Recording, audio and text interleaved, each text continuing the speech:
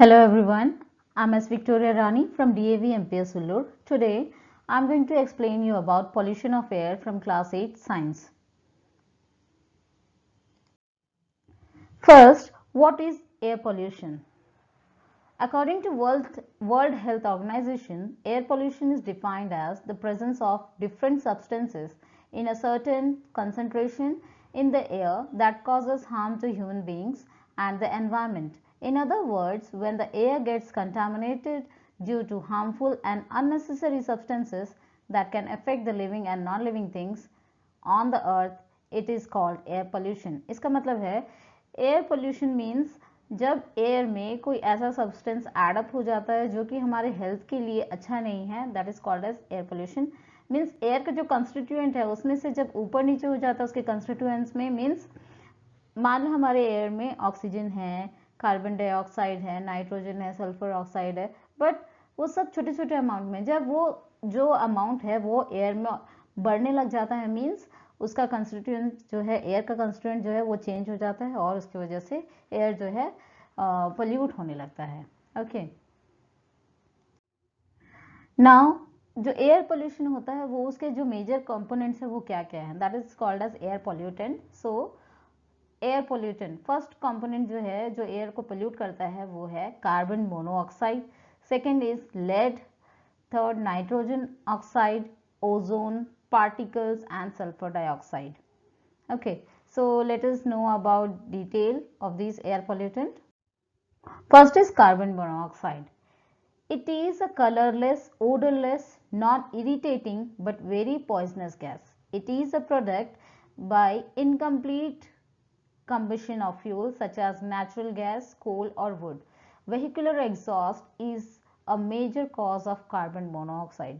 Carbon monoxide का formula है CO और इसका जो नेचर होता है वो क्या रहता है, कलरलेस रहता है, वो दिखाई नहीं देता, ओडरलेस रहता है, मीन्स ये इसका कोई स्मेल नहीं होता और ये नॉन इरिटेटिंग भी है, मीन्स ये किसी को इरिटेट नहीं करता, बट ये बहुत ही पॉइजनस होता है. कैसे और ये कैसे बनता है, इनकम्प्लीट कंबशन मीन्स जब कोई भी फ्यूल जो यूज होता है, जब कोई भी फ्यूल यूज होता है जैसे कि नेचुरल गैसेस है जो हम लोग जनरली लकड़ी को जलाते वक्त यूज होता है, उसके वजह से उसमें जब वो जलता है तब जा करके ये क्या बनता है, कार्बन मोनोऑक्साइड प्रोड्यूस होता है. और सबसे ज़्यादा कार्बन मोनोऑक्साइड व्हीकल से प्रोड्यूस होता है. जब हमारा जो पेट्रोल या डीजल जब जलता है वो इनकम्प्लीट कंबशन होता है उसका, जब वो जलता है तो जो स्मोक रिलीज होता है उसमें ज़्यादातर क्या होता है, कार्बन मोनोऑक्साइड प्रोड्यूस होता है. Next one is lead. Lead is persistent in environment and can be added to soils and sediments through the deposition from sources of lead air pollution. lead भी एक बहुत ही strong pollutant है जो हमारे environment में पहले से ही present है. Okay, और lead हमारे soil में sediments के through deposit हो जाता है और कभी कभी लेड जो है वो वाटर में भी प्रेजेंट रहता है, but we are talking about air. So जो एयर में जब ये लेड ज़्यादा हो जाता है तो क्या होता है, environment elevated lead in environment can result in decreased growth and reproductive rates in plants and animals. lead जब environment में या air में जब ज़्यादा हो जाता है तो ये क्या रिजल्ट करता है, decreased growth. decreased growth means, decreased growth का मतलब है decreased growth and reproductive rates means जो एनिमल्स और प्लांट्स हैं उन लोग की रिप्रोडक्शन, उन लोगों की जो प्रोडक्टिविटी है वो कम हो जाती है. ओके, और कम होने की वजह से वो लोग ज़्यादा रिप्रोड्यूस नहीं कर सकते और उन लोग की जो मीन्स उन लोग का जो पॉपुलेशन है वो धीरे धीरे घटने लगता है. Okay, and neurological effects in vertebrates also. Neurological means उनका जो नर्व से रिलेटेड प्रॉब्लम है, ब्रेन से रिलेटेड प्रॉब्लम है, वो भी वर्टिब्रेट्स में प्रोड्यूस हो सकता है. Okay, next one is sulfur dioxide. Sulfur dioxide is produced by volcanoes in various industrial process. Since coal and petroleum often contain sulfur compound, their combustion generate sulfur dioxide. कोल और petroleum में sulphur dioxide present होता है, जब वो जलते हैं तब उसमें से सल्फर डाइऑक्साइड भी रिलीज होता है. Further oxidation of sulfur dioxide usually in presence of catalysts such as NO2 forms H2SO4 and thus causes acid rain. Okay, SO2 जो है जब नाइट्रोजन डाइऑक्साइड के साथ में मिलता है एनवायरमेंट में तो क्या प्रोड्यूस होता है, H2SO4 प्रोड्यूस होता है और इसी की वजह से एसिड रेन होता है जो एयर पोल्यूशन की वजह से होता है. This is one of the causes for the concern over the environmental impact of the use of these fuel as power sources. और ये जितने भी फ्यूल्स हैं हम लोग जिसको पावर सोर्सेज की तरह यूज कर रहे हैं, लेकिन इसकी वजह से जनरली क्या हो रहा है, हमारे एनवायरनमेंट में पोल्यूशन जो है वो बढ़ता जा रहा है और एसिड रेन की वजह से क्या होता है, जो भी हमारा क्रॉप्स रहता है वो जल जाता है और उसकी वजह से हम लोग को स्किन इरिटेशंस और दूसरे प्रॉब्लम्स भी, स्किन डिजीजेस आ सकते हैं. तो इसीलिए जो ये ज़्यादातर किससे हो रहा है, ये कोल एंड पेट्रोलियम प्रोडक्ट के कंबशन की वजह से हो रहा है और कोल एंड पेट्रोलियम की वजह से ही हम लोग बहुत सारे जो इलेक्ट्रिसिटी वगैरह है वो ज़्यादातर कोल से ही प्रोड्यूस होता है ना. और जितना हम लोग इलेक्ट्रिसिटी यूज़ करेंगे उतना ही हमारा जो एनवायरनमेंट में जो है वो पोल्यूशन बढ़ता ही जाएगा और एसिड रेन उतना ही बढ़ता जाएगा. इस साल कोरोना की वजह से जब हमारा जो पूरा नेशन लॉकडाउन में था, पूरा वर्ल्ड लॉकडाउन में था, उसकी वजह से इस बार जो बारिश की जो क्वालिटी है वो थोड़ी अच्छी है क्योंकि पोल्यूशन इस साल थोड़ा सा कम हुआ है. Next one is nitrogen dioxide.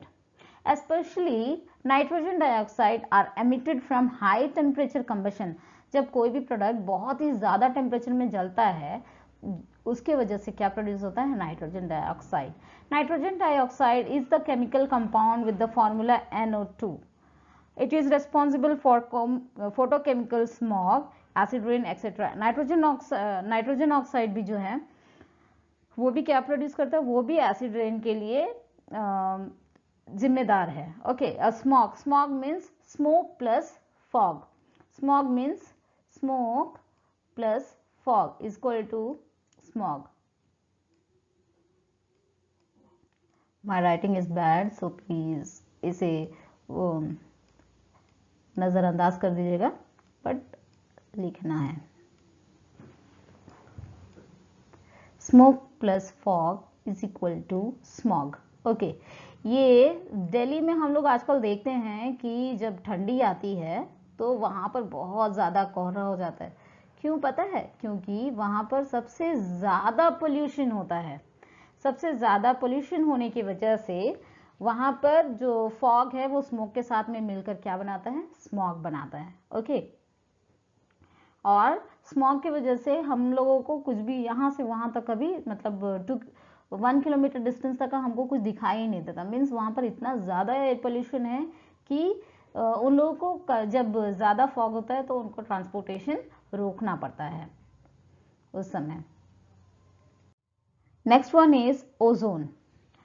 Ground level ozone is bad because it can trigger a variety of health problems, particularly for children, the elderly, and people of all ages who have lung diseases such as asthma. You know that ozone जो हमारे top stratosphere में जो ozone है वो हमारे लिए बहुत ही अच्छा है क्योंकि वो फिल्टर करता है बहुत सारे यूवी रेज को. बट जो ग्राउंड लेवल का जो ओजोन है, ग्राउंड लेवल का ओजोन जनरली क्या करता है, ग्राउंड लेवल का ओजोन बैड होता है बिकॉज उसके अंदर ऐसी चीज होती है जो कि पर्टिकुलरली चिल्ड्रन के लिए, चिल्ड्रंस और एल्डरली के लिए बिल्कुल भी अच्छा नहीं होता है क्योंकि और जिनको लंग्स डिजीज होता है सच एज अस्थमा, वो लोग इस ओजोन की वजह से मर भी सकते हैं. So this ozone is not at all good. Ground level ozone is not at all good for our environment as well as air. Okay, ozone अगर ground level में है तो वो health problems को trigger करता है, means बढ़ाने में मदद करता है. Okay, next one is particles. Air can be contaminated by a range of very different particles such as dust, pollen, soot, smoke and liquid droplets. Okay, means ये जो हमारा जो एयर है इसमें बहुत सारे पार्टिकल्स है, छोटे छोटे पार्टिकल्स है generally we can not see that, but जब हम लोग क्या बोलते हैं कि air is invisible, but air में जब ज़्यादा डस्ट मिल जाता है तो हम लोग एयर को भी देख सकते हैं, but that is not air, पर उसमें जो डस्ट है उसकी वजह से हम उसे कभी कभी देख पाते हैं। सो वो जो उसमें जो डस्ट या पॉलन या सूट होता है वो क्या करता है, हमारे हेल्थ को हार्म करता है, and specially very small particle that can enter deep into the lungs sorry. और ये जो स्मॉल पार्टिकल्स होते हैं एयर में, जब हम लोग ब्रीथ करते हैं तो जो स्मॉल पार्टिकल्स होते हैं वो जो हमारे नाक में एंटर कर सकते हैं, और नाक में एंटर कर नाक के थ्रू वो कहाँ चले जाते हैं, नोज के थ्रू हमारे लंग्स में चले जाते हैं, और लंग्स में जाने की वजह से हमको डिफरेंट टाइप्स ऑफ डिजीजेस हो सकती है। अब ये जो ड्रॉपलेट्स हैं, लिक्विड ड्रॉपलेट्स का तो एग्जाम्पल हमारा कोरोना है, क्योंकि हमारे एयर में जब हम लोग स्नीज करते हैं या कफ करते हैं, अगर that person is infected with corona virus, corona COVID-19, that what happens, जब भी वो स्नीज या कफ करेगा एयर में, उसके लिक्विड ड्रॉपलेट्स एयर में हैं, और वो एयर के थ्रू हम लोग जब इनहेल करेंगे तो वो हमारे अंदर जा सकता है। दैट्स वाई जो गवर्नमेंट है वो हमको क्या फोर्स कर रहा है कि हम लोग फेस मास्क लगाएं, हम लोग जब एयर ब्रीथ करें तो हम लोग कुछ ना कुछ उसे रोकने के लिए हम लोग जो है मास्क लगाते हैं, ओके, ताकि वो जो लिक्विड ड्रॉपलेट्स है वो हमारे अंदर ना जाए और हम COVID-19 से प्रभावित ना हो, मीन्स हमें COVID-19 ना हो, okay. Next one, and this was the end of the class. I will explain about the constituents of air in the next class, and we'll discuss in later class. Thank you.